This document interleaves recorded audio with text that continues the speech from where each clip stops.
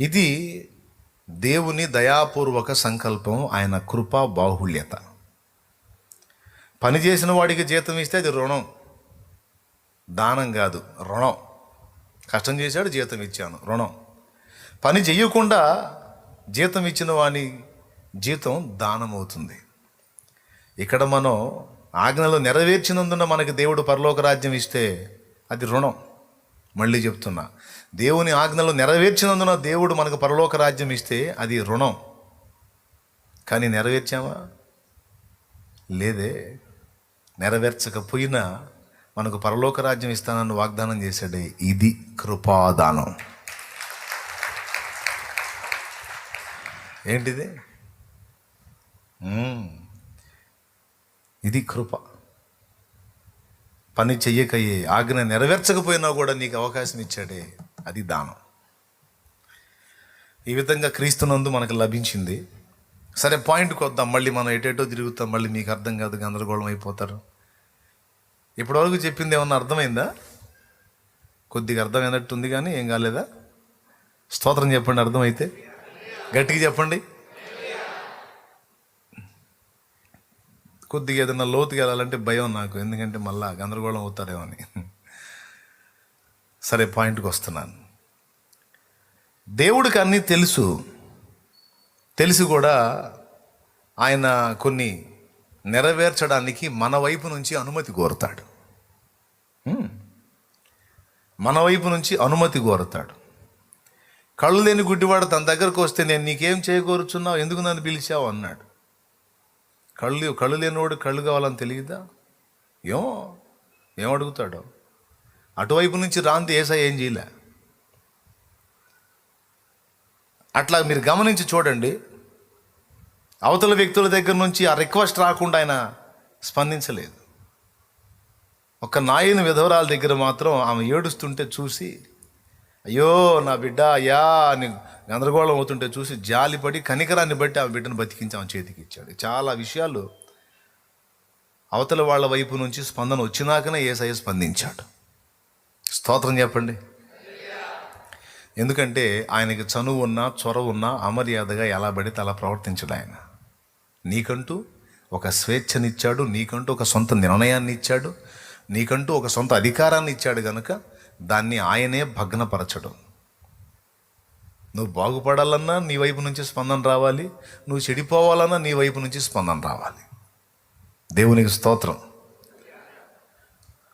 మళ్ళీ చెప్తున్నా, నువ్వు బాగుపడాలన్నా బాగు చేస్తాడు, కానీ అది నువ్వు కోరి ముందుకు రావాలి. నువ్వు చెడిపోవాలన్నా దేవుడు వదిలేస్తాడు, దాన్ని కూడా నువ్వు కోరుకొని దేవుడిని విసర్జించాలి, అప్పుడు జరిగిద్ది. దేవా, నేను ఒక చెడు వ్యసనానికి బానిసనయ్యాను, నేను దాన్ని మానేయాలనుకుంటున్నాను దేవా అంటే, మంచిది నాయన, దానికి ఇలా చేసుకో అంటాడు. అలా చేసినప్పుడు బయటికి తీసుకొస్తాడు. ఏదైనా బలవంతంగా ఒక మనిషిని దేవుడు తీసుకొచ్చి మార్చే అవకాశం ఉంటే, బార్ షాపుల్లోకి పోయి ప్రతి ఒక్కడికి ఒక మొట్టికాయ వేసి లాక్కొచ్చి మొత్తం లైన్లో పెట్టేవాడు. కానీ ఏది? అవునా? ఎందుకని? బలవంతాన మార్చడు. ఒకవేళ బలవంతాన మనం ఎవడన్నా తెచ్చిందో మనల్ని కూడా తంతాడు ఆయన. ఎందుకురా వాడిని తెచ్చారు బలవంతంగా? బుద్ధి లేదా? ఎందుకురా? దాన్ని కూడా ఈ మతోన్మాదులు బలవంత మత మార్పిడి అని పేరు పెట్టి, ఎవడు మార్చాడు బలవంతంగా మత మార్పిడి? బలవంతంగా ఎవడన్నా వస్తానన్నా మేము వద్దంటాం. బలవంతంగా బాప్తిజం పొందడానికి ఎవడన్నా వచ్చినా కూడా వద్దు పో బాబు అంటాం. వాళ్ళే మమ్మల్ని బలవంతం పెట్టి బాప్తిజం పొందుతున్నారు. దేవునికి స్తోత్రం కలుగును గాక. యేసయ్యను గురించి అర్థమైంది, సత్యం అర్థమైంది, ఆయనే నిజమైన దేవుడని అర్థమైనందున మమ్మల్ని బలవంతం పెట్టి, నీ ఎక్కడున్నా సరే వచ్చి నువ్వు బాప్తిజం ఇయ్యి అన్నా, నాకు బాప్తిజం ఇయ్యి అని పీడించి తీసుకుంటున్నారు బాప్తిజం. మేము బలవంతంగా మతం మార్చే దేవుడు చెప్పాడు? అది కూడా తెలియదు, మాట్లాడుతూ ఉంటారు. బలవంత పెట్టడు ఆయన. మానుకోవాలి నేను ఈ వ్యసనమని నీ అంతటా నీ హృదయంలో కదలికి వస్తే అప్పుడు హెల్ప్ చేస్తాడు. బార్ షాప్ దగ్గర అందరూ గుంపులు ఉన్నారు, బలవంతంగా దేవుడు తీసుకొచ్చే పని అయితే సినిమాలు ఖాళీ, బార్ షాపులు ఖాళీ, వ్యభిచార కూపాలు ఖాళీ, అన్నీ ఖాళీ అయిపోతాయి. మొత్తం కలిసి చర్చిలో కూర్చుంటారు. పాస్టర్లకు ఫుల్ బిజీ. తినేదానికి ఉండదు, ఇక నీళ్లు తాగేదానికి ఉండదు. బలవంతంగా తేవాలనుకుంటే ఎందుకు తెస్తాడు? తెచ్చాడా? నో. ఇప్పటి వరకు చర్చికి వచ్చిన వాళ్ళు అందరూ తమంతటా తాముగా స్పందించి వచ్చిన వాళ్ళే. తమంతట తాముగా దేవుని వెతికిన వాళ్ళు, కనుగొన్న వాళ్ళు, కావాలనుకున్న వాళ్ళు, మార్పు చెందాలనుకున్న వాళ్ళు, హృదయపూర్వకంగా దేవుణ్ణి ప్రేమించిన వాళ్ళు, హత్తుకున్న వాళ్ళే. దేవుడు ఒరిజినల్ లవ్ ఇష్టపడతాడు, డూప్లికేట్ లవ్ కాదు. డూప్లికేట్ లవ్ ఉంటుంది, తెచ్చిపెట్టు, అది కాదు రియల్ లవ్. నిజమైన ప్రేమను ఆశిస్తాడు. అందుకే ఎవరిని బలవంత పెట్టాడు. నేను బార్ షాపులోనే ఉంటా అంటే ఉండు బాబు. ప్రభా నేనేంటి ప్రభా, నాకేంది ఈ కర్మ, నేను ఇలా వద్దనుకుంటున్నాను, కానీ ఇక్కడికి సాయంత్రానికి ఇక్కడికి ఆకర్షింపబడుతున్నాను, నాకు ఇష్టం లేదయ్యా. నా భార్య పిల్లలు అల్లాడుతున్నారయ్యా, నా కష్టమంతా పరులపాలు అయిపోతున్నాయా, నాకు ఇష్టం లేదయ్యా. తాగుబోతుడు, వ్యభిచారం చేస్తాడు. ప్రభా నేను ఎందుకు ఇలాగ అయిపోతున్నాను ప్రభా, నా భార్యని ప్రేమించి నా బిడ్డల్ని ప్రేమించకుండా పరస్త్రీల వ్యామోహంలో పడ్డాను, ఎందుకు ప్రభా నేను ఇలాగ అయిపోతున్నాను, ఏసయ్యా నాకు విడిపించయ్యా, నాకు ఇష్టం లేదయ్యా అని ఒకటి హృదయం కొట్టుకుంటే దాన్ని చూసి ఆ బంధకాల్లోంచి ఎలా బయటపడాలో దేవుడు ఆలోచన ఇచ్చి బయటపడటానికి ఆయన హెల్ప్ చేస్తాడు. దానికి కూడా నీ ప్రయత్నాన్ని ఆశిస్తాడు దేవుడు. మళ్ళా బార్ షాప్లోనే కూర్చొని సాయంత్రానికి రోజు బార్ షాపుకి పోతా, ప్రభా నాకు తాగాలని లేదు ప్రభా, కానీ తాగుతున్నా ప్రభా, దీని నుంచి నన్ను విడిపించంటే అట్టు కుదిరిద్ది. దేవుడు అంటాడు నిజంగా మానుకోవాలనుకుంటున్నా, నిజంగా ప్రభా అట్లయితే బార్ షాప్కి ఎందుకు పోతావు, సాయంత్రం కాగానే నా సన్నిధికి రా అంటాడు. సన్నిధికి రాలేను ప్రభా, నేను తాగాల్సిందే ప్రభా. మరి వద్దనుకుని మానుకోవాలనుకుంటున్నాను అన్నావు కదరా, మానుకోవాలనుకున్నప్పుడు చిన్న ప్రయత్నం చేయరా నాయనా, కుమారా, ఒక చిన్న ప్రయత్నం చేయి. ప్రయత్నం చేయలేను ప్రభా, తాగాల్సిందే ప్రభా. మరి ఇంకెందుకురా మాట్లాడుతావు, మానుకోవాలనుకుంటున్నాను ప్రభా, ఇంకెందుకురా మాట్లాడుతావు, మరి తాగిక సైలెంట్గా తాగు, మరి చేసేది. నిజంగా దాని మీద నీకు జయం రావాలని కోరుకుంటే, అది వదిలించుకోవాలని కోరుకుంటే, దాని నుంచి విడుదల పొందే మార్గం నేను చూపిస్తారా అటున్నాడు అని సన్నిధికి రమ్మంటాడు. ఫాస్టింగ్ ఉండమంటాడు. ఒక 2-3 రోజులు ఉపవాసం ఉండు నాయన, నీలో నిస్త్రాణమైన నిగ్రహ శక్తి నేను మేలుకొల్పుతా. ఏ బలహీనతను అధిగమించలేకపోతున్నావు దాన్ని జయించే శక్తి నేను ఇస్తాను నీకు నా ఆత్మ ద్వారా. నీ వంతు ప్రయత్నం నువ్వు చేయాలి. కొంతమంది శోధింపబడే స్థలాల్లో ఉండి, ప్రభా ఈ శోధన నుండి నన్ను తప్పించు తండ్రి, తప్పించు ప్రభా, ఈ శోధన ప్రభా, ఈ శోధన ప్రభా అంటే సోది మొహం ఆడు ఎందుకున్నావురా అంటాడు. ఆడెందుకున్నావురా నువ్వు, నేను ఆడు ఉండమన్నానా నిన్ను? శోధింపబడే స్థలం అని తెలియదా? అక్కడికి పోతావు, అక్కడే ఉంటావు. అమ్మా బుద్ధి లేదానా, శోధన ప్రభా, శోధన తప్పించు ప్రభా అని సోది మొహం వేసుకొని చెప్పకపోతే అసలు ఆడకు పోకుండా ఇట్రా మాట్లాడతాడు. నేను రాలేను ప్రభా, ఎటు పోలేను ప్రభా, ఈ శోధన నుండి తప్పించు ప్రభా అంటే మెడకు తాడేసి లాగాలి పక్కకిగా. దేవునికి స్తోత్రం కలుగును కాక. హల్లెలూయా చెప్పడం గట్టిగా. మరి ఎట్ట తీయాలి నిన్ను పక్కకి? ఆ పని దేవుడు చేయడు. మెడకు తాడేసే లాగి పక్కకు లాగే ఛాన్స్ ఉంటే ఇప్పుడు అందరి మెడలకు తాళ్ళు ఉండేవి. ఆ పని చేయడు. స్వేచ్ఛ. నీ అంతటి నీ హృదయంలో ఆరాటం, పాపమును అసహించుకొని ఇది నాకొద్దు, నేను దీనిలోంచి బయటపడాలని నీ గుండె స్పందించి నువ్వు అడుగేస్తే, ఒక్క అడుగు నువ్వు వేస్తే 100 అడుగులు నీ కోసం వేస్తాడు ఆయన. ఇటువైపు నుంచి అంటే మానవ లోకం లేక మానవ సమాజం వైపు నుంచి స్పందన వస్తేనే పరలోకంలో స్పందన వచ్చిద్దని మత్తయి సువార్త 18లో చెప్పాడు ఆయన. చెప్పాడు, భూలోకములో మీరు వేటిని బంధింతురో పరలోకంలో నేను వాటిని బంధిస్తాను, దేన్ని విప్పుతారో దాన్ని విప్పుతాను అన్నాడు. అంటే పరలోకం భూలోకాన్ని ప్రభావితం చేస్తుందా? భూలోకం పరలోకాన్ని అంటే భూలోకమే పరలోకాన్ని ప్రభావితం చేస్తుంది. ఇటు స్పందన, అక్కడ ప్రతిస్పందన. ఓకే, అంతేగాని బలవంతంగా దేవుడు ఏం చేయడు. అందరు చెప్పండి, బలవంతంగా దేవుడు ఏమీ చేయడు. కాబట్టి నీకు అక్కరలు తెలుసు, అవసరాలు తెలుసు, సమస్యలు తెలుసు, ఇబ్బందులు తెలుసు, నువ్వు పడుతున్న నానా బాధలన్నీ తెలుసు దేవునికి. వాటి విషయంలో నువ్వు ఎంత నలుగుతున్నావో, ఎంత ఆవేదన పడుతున్నావో, ఎంత కృంగిపోతున్నావో, ఎంత ఏడుస్తున్నావో, ఎన్ని అవమానాలు ఎదుర్కొన్నావో అన్నీ తెలుసు ఆయనకి. తెలిసి కూడా మౌనంగా ఉంటాడు. తెలిసేట మౌనంగా ఉంటాడు. అన్న అదేంది అసలు, అదేం పద్ధతి, అదేం దేవుడు అంటారా? మరి అదే దేవుడు అంటే. తెలియగానే పరిగెత్తుకుంటూ వచ్చి హడావిడి చేయడు. తెలిసిన గమనించి చూస్తూ ఉంటాడు. ఎందుకంటే ఇన్ని బాధలు పడుతున్నాడు, ఇన్ని బాధలు పడుతుంది, ఏదన్నా నా పాదాల దగ్గరికి వచ్చి అర్థిస్తే ఏదన్నా చేద్దాం అన్నట్టుగా కనిపెట్టుకుని ఉంటాడు. అప్పుడు మనం దేవుని యొద్దకు వచ్చి ఆయన సన్నిధిని వెతికి ఆయన తలుపు తట్టి ఆయనను అడగాలి. అర్థమైందా? అడుగుడి, వెదకుడి, తట్టుడి. ఇప్పుడు మధ్యలో పాయింట్ ఏదైతే ఉందో దాన్ని నంబర్ 1లో పెట్టాలి. చివరి పాయింట్ ఏదైతే ఉందో దాన్ని నంబర్ 2లో పెట్టాలి. మొదటి పాయింట్ ఏదైతే ఉందో దాన్ని నంబర్ 3లో పెట్టాలి. ఆ 3 మాటల్ని వరుస క్రమం కరెక్ట్గా పేర్చాలి మనం. అడుగుడి మీకు ఇయ్యబడును, వెదగుడి మీకు దొరుకును, తట్టుడి తీయబడును అన్నాడు కదా. అది కాదు క్రమం. ఆయన సన్నిధిని వెతకాలి. ఆయన సన్నిధిని మనం పొందుకున్నప్పుడు ఆయన ద్వారబంధమును, తలుపును తట్టాలి. తలుపు తీసినప్పుడు అడగాలి. దేవునికి స్తోత్రం కలుగును గాక. అది క్రమం. అంటే దేవుని సన్నిధిని కాచుకోవాలి, దేవుని తలుపును తట్టాలి.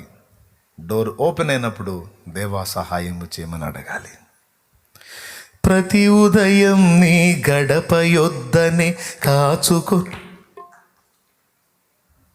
ఏంది ఎవరు పాడట్లేదు? అందులో అదే ఉంది కదా. ప్రతి ఉదయం నీ గడప యొద్దనే కాచుకొని కూర్చున్నాము, ప్రజలందరినీ రక్షింపమని వేడుకున్నాము. ప్రేమ కలిగిన యేసు దైవమా నీవే మాకు శరణం. ప్రేమ కలిగిన యేసు దైవమా నీవే మాకు శరణం.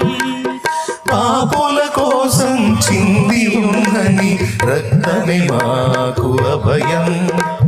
పాపుల కోసం చింది ఉన్నని రక్తమే మాకు అభయం. దేవా దర్శించుము, దేవా దీవించుము. దేవా దర్శించు మా దేశం, మా భారతదేశం. విజ్ఞాపనలు చేశాము మా దేశ ప్రజల కోసం. దేవునికి మహిమ. ఆ తబలా డెప్త్గా వినపడట్లేదు. అటు వినపడుతుందా? మీకు వినపడుతుందా? నాకు మోనెటర్ లేదు. నీకు కూడా లేదా? తేలిపోతుంది తబలా. అసలు చూసుకో ఒకసారి. అంటే నీ వరకు పెట్టుకుంటే అట్ట మాకు చూడాలిగా. మా వాదన కూడా కనిపెట్టు. పాయింట్కి వద్దాం. ఎక్కడికి వచ్చి ఆగాం? ఆ వరుస క్రమం. ఆయన సన్నిధిని వెతకాలి. ఆయన సన్నిధిని వెతకాలంటే ఎక్కడ కూర్చుంటే అక్కడ నడుస్తుందా? బస్సులో పోతా పోతా అంటే వచ్చింది. కొంతమంది భక్తి అంత దరిద్రంగా ఉంటుందంటే మరీ అసలు దేవుని ముందు కాసేపు కూర్చునే టైం కూడా ఉండదు. పోతా పోతా ఒక నిలువు ఒకటి అడ్డం అంటే సిలువ వేసేసి పడేశాడు అన్నమాట. కొంతమంది లాగుతూ ఉంటాట. మరీ దారుణమైన విషయం అది కాదుగా. సన్నిధిని వెతకటం అంటే దేవుని కొరకు సమయమును కేటాయించి ఆయన పాదాల చెంత కాచుకోవటం. వెతకుడి అంటే ఏంటి? ఏదో పోతే వెతుక్కోవటం కాదు. చాలా విషయాల్లో వెదకుడి అని ఉంటుంది. వెదకుడి అంటే పోగొట్టుకున్న వెతుక్కోవటం కాదు, కలుసుకోండి అని. యెహోవాను వెతకగోరినవాడు ప్రత్యక్ష గుడారములో వెతుకున్నట్లు పాళెం వెలుపట ప్రత్యక్ష గుడారం వేశాడు మోషే. ఎవరిని వెతకగోరిన వాళ్ళు? యెహోవాను వెతకగోరినవారు. వెతకగోరటం అంటే కలుసుకోవటానికి ప్రయత్నించేవాళ్ళు. దేవునిని ఎవరైనా కలుసుకోవాలని ప్రయత్నించితే అట్టివాడు భక్తి సాధన చేసుకోవటానికి పాలెం వెళపల ప్రశాంత స్థలంలో మందిరం, ప్రత్యక్ష గుడారం నిర్మించి పెట్టి. అర్థమైందా? దేవుణ్ణి వెతకగోరినవారు. హన్నా దేవుణ్ణి వెతికింది. ఎక్కడ? ఇంటికాడ కూర్చొని పెనిన్నతో కలిసి తిట్టుకుంటా కాదు. దేవుని సన్నిధి షిలోహులోనున్న ప్రార్థనా మందిరంలో దేవుని వెతికింది, అంటే కలుసుకుంది. వెదకుట అంటే ఈ అర్థం కూడా ఉంటుంది, దేవుణ్ణి కలుసుకోగోరిన వాళ్ళు. అర్థమైందా? దేవుని నీతిని, రాజ్యమును వెతకండి అంటే ఏటో పోతే దేవులాడండి అని కాదు. వాటిని కలుసుకోండి, కలిగి ఉండడానికి ప్రయత్నం చేయండి అని. అర్థమైందా? వెదకుడి అంటే అర్థం అది. కాబట్టి దేవుని దగ్గర నుండి పొందగోరినటువంటి వ్యక్తి మొదట ఆయన సన్నిధిని వెతకాలి. ఆయన సన్నిధి ఎక్కడ దొరుకుతుంది నీకు? దేవుని మందిరములో ఆయన సన్నిధి ఉంది. ఏకాంతముగా నువ్వు ఒకవేళ నీ ఇంటనున్నా కూడా ప్రార్థన గదిలో ఆయన సన్నిధి ఉంది. ప్రభువును ప్రేమించి ప్రార్థించే పరిశుద్ధులు 2-3 ఎక్కడ కూడతారో అక్కడ ఆయన సన్నిధి ఉంది. నువ్వు ఏకాంతంగా కొంత సమయం దేవునికి కేటాయించి ఎక్కడైతే కూర్చొని దేవా ఇదిగో నేను వచ్చానయ్యా అని నువ్వు ఆయన ముందు వస్తావో అక్కడ ఆయన సన్నిధి ప్రత్యక్షమైతే. గట్టిగా స్తోత్రం చెప్పండి. స్వరం ఎత్తి బిగ్గరగా చెప్పండి, హల్లెలూయా. అది ఆయన సన్నిధిని వెతకాలి అంటే ఏంటి? కాస్త టైం కేటాయించి కాస్త దేవునితో గడపడానికి మనసును స్థిరపరచుకొని కూర్చోవాలి. ఈ ఆకలి ఉన్న వ్యక్తులు, ఇబ్బందుల్లో ఉన్న వ్యక్తులు, నలిగిపోతున్న స్థితిలో ఉన్న వ్యక్తులు, లేదా భక్తి సాధన చేయగూరిన వ్యక్తులు ఎంత తృష్ణతో దేవుణ్ణి వెతుకుతున్నారో కూడా కనిపెడతాడు ఆయన. ఇప్పుడు నీకు అక్కర ఉంది, ఒక 1000 రూపాయలు కావాలి. 1000 రూపాయలు కావాల్సి వచ్చినప్పుడు ఎక్కడ ఇచ్చే మార్గం లేదు. నా దగ్గర ఉంది, పైసలు ఉంది. నా దగ్గరకు వచ్చి 1000 కావాలి ఇస్తావా? ఇస్తే లేదు అన్నట్టుకుంటావా? ఓవర్ ట్రయల్ చెప్తున్నాను నేను. 1000 కావాలి ఇస్తావా? సరే ఇస్తే లేదా అంటావా? లేకపోతే 1000 కావాలి అంటావా? ఎట్లా అడుగుతావు? అన్నా ఫలానా సమస్య వచ్చిందన్నా, ఎక్కడ తిప్పలు పడ్డ అవకాశం దొరకలేదన్నా, నువ్వు తప్పితే మార్గం లేదన్నా, 1000 రూపాయలు కావాల్సి వచ్చిందన్నా, అన్న ఏదన్నా నాకు హెల్ప్ చేయన్నా, సహాయం చేయన్నా అన్న, ప్లీజ్ అన్నా అని అడుగుతావు. అందుకని ఇగిలించుకుంటూ వచ్చి 1000 కావాలి మరి అన్నావు అనుకో, నేను లేవు మరి అంటాను నేను. దేవునికి స్తోత్రం కలుగును గాక, హల్లెలూయా. అంటే ఇక్కడ అడిగేవాడి యొక్క ఆసక్తి కూడా దేవుడు పరిగణలో తీసుకుంటాడు. సో దేవుని సన్నిధిని మొదట వెదకుట అంటే ఆయన మనల్ని కలుసుకోవటానికి, మనం ఆయన్ని కలుసుకోవటానికి, కాసేపు ఇద్దరం మాట్లాడుకోవటానికి ఒక అనువైన చోటును సిద్ధపరచుకొనుట. నంబర్ 1. ఇది చాలా తేలిగ్గా అనిపిస్తాయి కానీ చాలా సీరియస్ మ్యాటర్ ఇది. నిద్రమోహం వాళ్ళకి అర్థం కాదు కానీ కాస్త విషయం ఉన్న వాళ్ళకి దాని విలువ అర్థమవుతాయి. స్తోత్రం చెప్పండి. చాలా సీరియస్ మ్యాటర్ ఇది.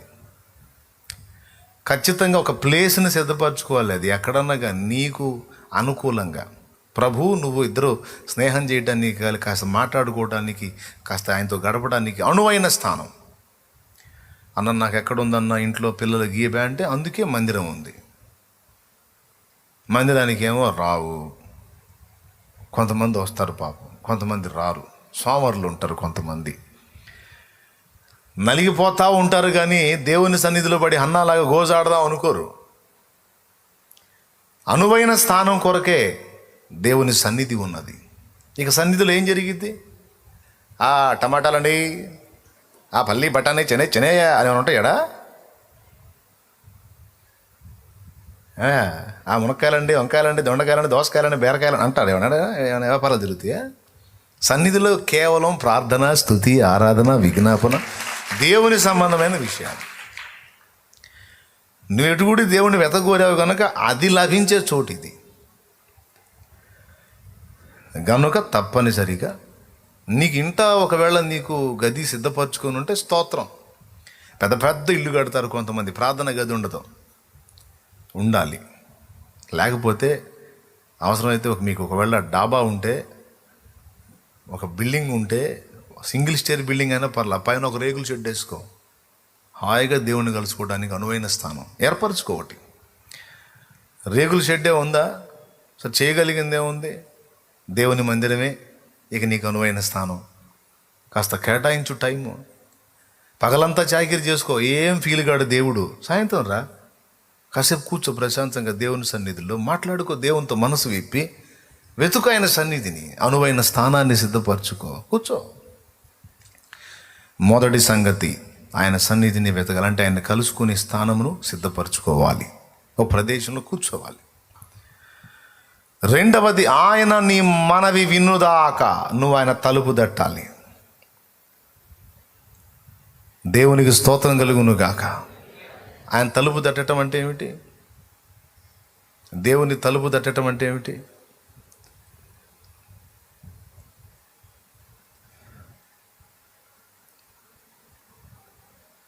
బయట ఉండి భిక్షగాడు డైరెక్ట్గా వచ్చి తలుపు తట్టి, ఇంటికాడ మెయిన్ గేట్ దగ్గర తలుపు తట్టి ధర్మం అంటాడా? నో. బయట ఉండి ఆ లోపల ఉన్న వ్యక్తిని ఫస్ట్ గనపరుస్తాడమ్మా, ధర్మ తల్లి, అది తల్లి, ఇది తల్లి, అట్లాంటి తల్లి, ఇట్లాంటి తల్లి అని ఆమెని ఆకాశానికి ఎత్తుతాడు. ఎవరబ్బా నన్ను మా ఆయన కూడా పొగడ్డు, బయట బజార్లో ఎవడు ఎంతసేపు గుర్తించాడు నన్ను అన్నట్టుగా ఆ కిటికీలను చూస్తే, అమ్మా మహాతల్లి అమ్మా, నువ్వమ్మా, నువ్వు వేయకపోతే నాకు దిక్కులేదు తల్లి, తలుపుది అమ్మా, ధర్మం చే అమ్మా, నువ్వు అలాంటి ధనము ఎలాంటి ధనము, డోర్ ఓపెన్ అయింది అంటే ప్రస్తుతిస్తాడు ఆమెని. తలుపు తీసి ఏమయ్యా అంటే ధర్మం అంటాడు. తలుపు తీయునంత వరకు ఆమెని ఘనపరిచి మాట్లాడదు. ఒక అనువైన స్థానమును సిద్ధపరచుకున్నట అక్కడ దేవుని కొరకు ఎదురు చూచు కూర్చోవాలి. మోకాళ్ళేసో, నిలబడో, సాష్టాంగపడో, సాగిలపడో, నీ కాళ్ళు పనిచేయలేదు, బోర్లబడు, అయితే నిద్రపోవకు. కొంతమంది సాష్టాంగ పడమన్న వంకతో బోర్ల పడేదని నిద్రపోయి ఫుల్గా నిద్రపోయి లెగుస్తారు. ఏం ప్రార్థన? అసలు మామూలు ప్రార్థన, దర్శనాలు కూడా కనపడ్డాయి నాకు అనుకుంటలేదు. హృదయంలో భారం ఉంటే నిద్ర రాదు. కొంతమంది అసలు ఏందో నేను ప్రార్థన చేస్తుంటే బల్లి నిద్ర వస్తుందా నాకంట. నేను చూస్తాను, అసలు నీకు భారం ఎడితే కదా నిద్ర రాకుండా ఉంటాను. ఇప్పుడు అబ్బాయి ఆసుపత్రిలో ఉన్నాడు, ఇంకా ప్రార్థనలు నిద్ర వచ్చిద్దా? మన పక్కన కూర్చొని ఎవరన్నా ఇతరులు మన పక్షంగా ప్రార్థన చేసేవాళ్ళు కునుకుపాట్లు అట్ట మౌనం అయిపోతే కళ్ళు తెరిచి పెట్టామని కొట్టి, ఏంది వదినా ప్రార్థన చేయమని, నిద్రపోతావు ఏంది, పిల్లగాడు బాగా చెయ్యి అని కూర్చుతారు. అవునా కదా? ఏమో నిద్రపోదు, పక్కన కూడా ఏమో జరిసిన సరుపు దెబ్బ కేకలు పెడతా చేయాలని కూడా ప్రార్థన. ఎందుకు? పిల్లగాడికి బాగలేదు. మరి అట్లా భారం లేని వ్యక్తులకు నిద్ర, హృదయంలో భారం ఉండి, పరిస్థితుల భక్తుడు ఉండి, తీవ్రత ఉండి నిద్ర ఎక్కడి నుంచి వస్తుంది? ఆ వాక్యం చదివేటప్పుడు ఏందన్న తెగ నిద్ర వస్తుందంటే అంత భారంగా చదువుతున్నావు. మరి వాక్యం ఎంత తీవ్రంగా చదువుతున్నావంటే, ఎంత ఇంట్రెస్ట్ చదువుతున్నావంటే, ఎంత అన్వేషణతో చదువుతున్నావంటే, ఎంత ఆకలితో చదువుతున్నావంటే, అమ్మా ఇప్పుడు బైబిల్ చదవాలి కాదు. కొక్కెర రోగం వచ్చిన కోళ్ళలాగా సొరుక్కుంటూ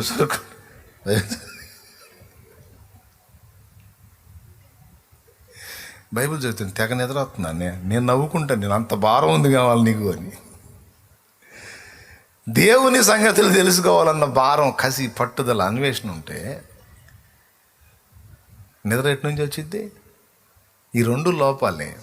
ప్రార్థనలో నిద్ర వస్తుందంటే భారం లేని ప్రార్థన, వాక్య ధ్యానంలో నిద్ర వస్తుందంటే ఇది నాకు అంత ఇంపార్టెంట్ కాదని చదువుతున్నాం. చదవకపోతే మంచిది కాదేమో, ఏదైనా శోధన వచ్చిద్దేమో అని నాకు ఒక అధ్యాయం అన్నా చదువుతామని ఆ ఒక అధ్యాయానికే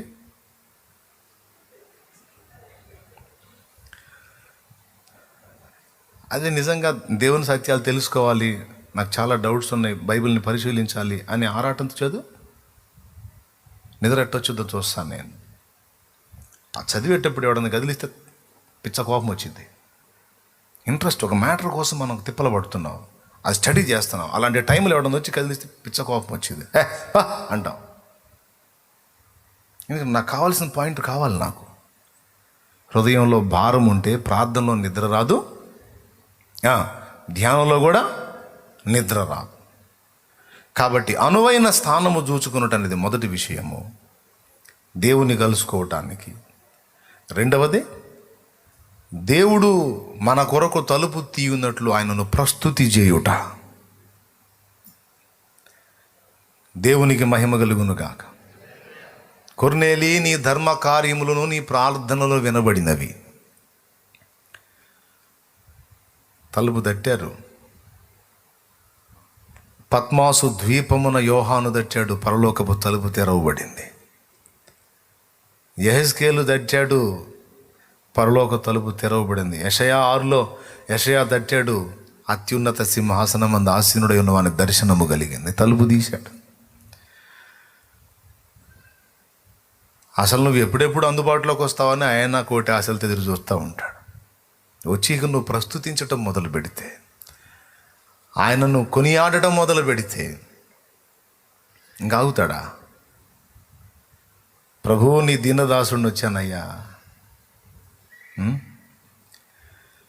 ఆకాశమందు నీవు తప్ప నాకెవరున్నారు యేసయ్యా, అంతరంగమెరిగిన నీవుగాక నాకెవరున్నారు యేసయ్యా.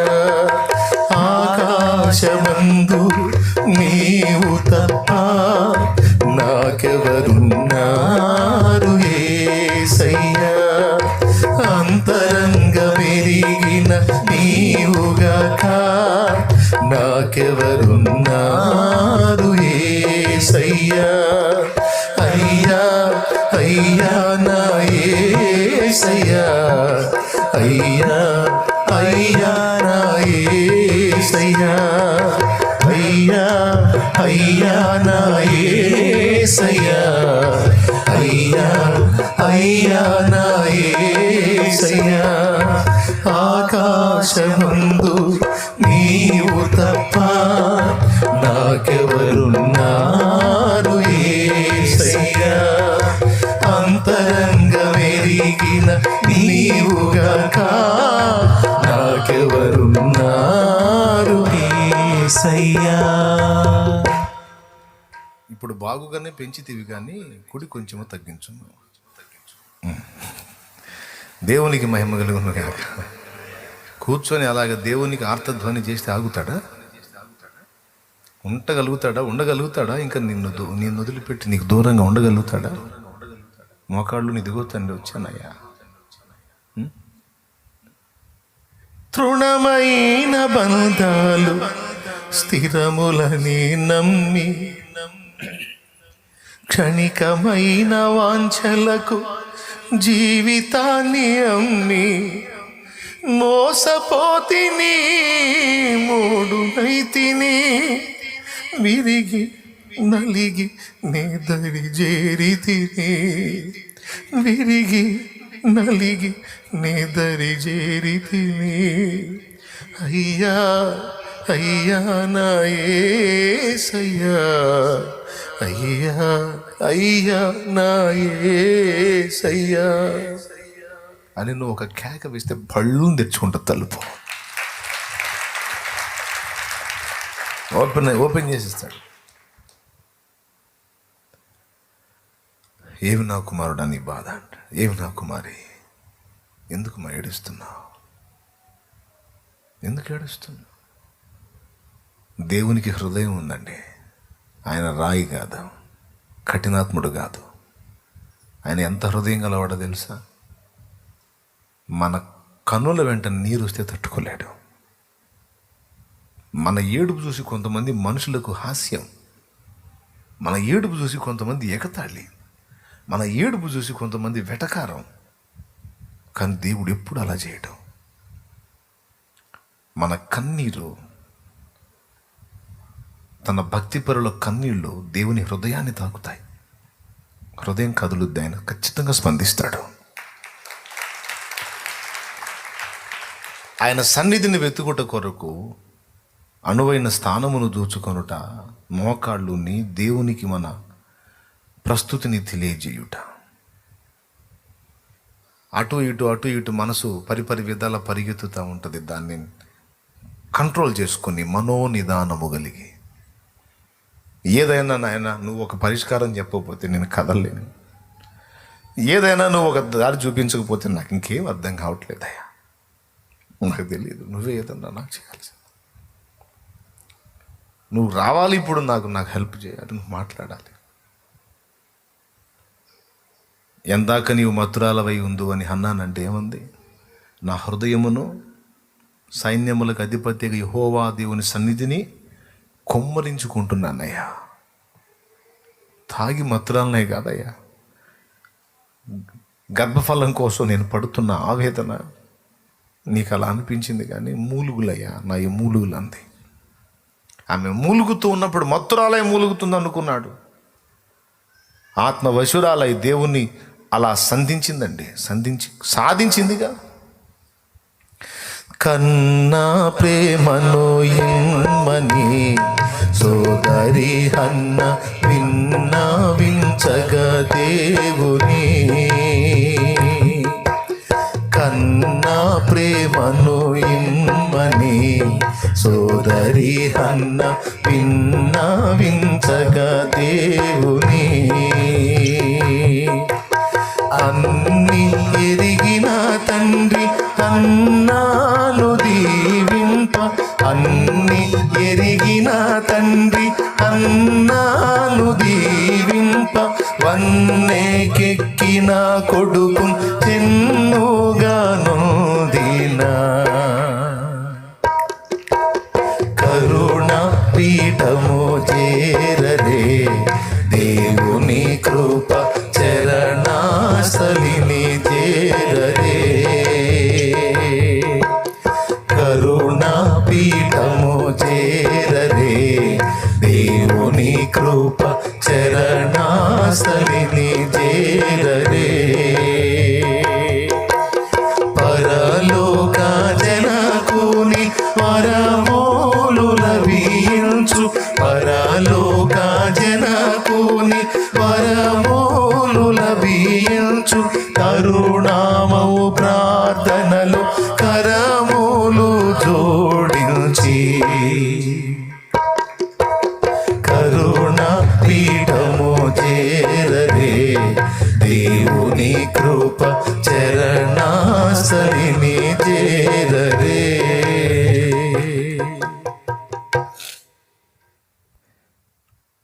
అందులో చెప్తాడు, ఏమని అడిగిందంటే కన్న ప్రేమని అయ్యా అని అడిగింది. కన్నా ప్రేమను ఇమ్మని సోదరి హన్నా విన్నావించగా దేవుని, అన్నీ ఎరిగిన తండ్రి హన్నాను దీవింప, వన్నేకెక్కిన కొడుకును చెన్నుగా పొందిన. ప్రాస ఏం కలిపాడు మా శ్రమణయ్య గారు. కరుణాపీఠము చేరరే దేవుని కృప చరణాస్థలిని చేరరే వేడరే, పరలోక జనకుని వరములు లభించు, తరుణామవు ప్రార్థనలో కరములు జోడించి. పద చల్ నడు, నాన్న దగ్గరికి పద, ఏయ్ మోకాళ్ళలో సత్తు ఉంటే చేతులు జోడించు, పిలువు తండ్రిని, తట్టు తలుపు, కన్నీళ్లతో తట్టు, హృదయ వేదనతో తట్టు, విజ్ఞాపన స్తుతి ఆరాధనతో తట్టు. బొండవేయబడి బిగించబడి చెరసాల్లో ఖైదు చేయబడి కదలలేక మెదలలేక ఉన్న స్థితిలో చూసి ఒళ్ళంతా గాయాలు, బాధ. ఏం చేయాలా? పరలోక తండ్రి తలుపు తట్టారు.